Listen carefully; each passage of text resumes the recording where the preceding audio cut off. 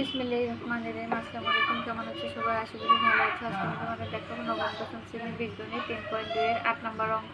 দেখো 8 নম্বর অঙ্কে দেওয়া আছে a প্লাস b সমান 3 এবং ab সমান 2 হলে a square minus ab plus b square এবং a cube plus b cube এর মান নির্ণয় করো। হ্যাঁ, এখানে আমাদের দেওয়া আছে a প্লাস ক নাম্বার আগে করবো। দেখো দেওয়া আছে a প্লাস b সমান 3 ab সমান 2, এটা আমাদের দেওয়া আছে।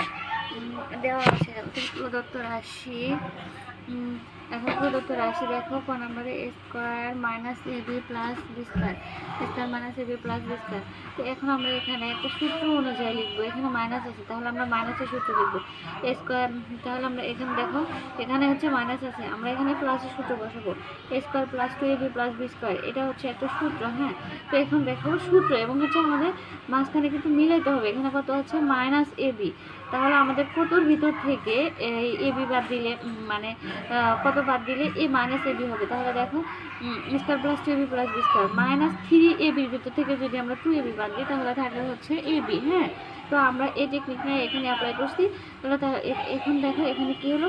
a plus B whole square minus এই 3ab।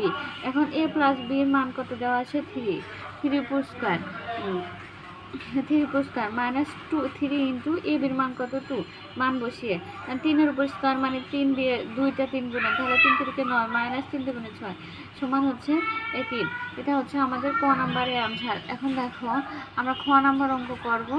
দেওয়া আছে, আমরা আগে হচ্ছে দেওয়া আছে তুলে নিলাম a প্লাস বি সমান 3 এবং a বি সমান 2।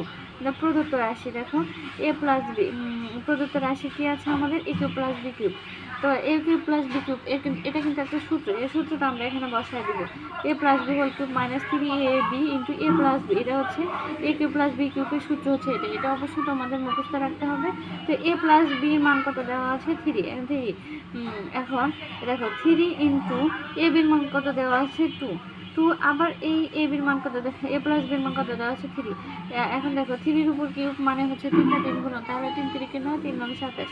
দেখো 3 দুগুণে 6 3 6 18, 27 এর ভিতর থেকে 18 বাদ দিলে থাকে 9। এটা হচ্ছে আমাদের কাঙ্ক্ষিত অ্যান্সার। আশা করি বুঝতে পারছো। না বুঝলে অবশ্যই আমাকে জানাবে। আল্লাহ হাফেজ।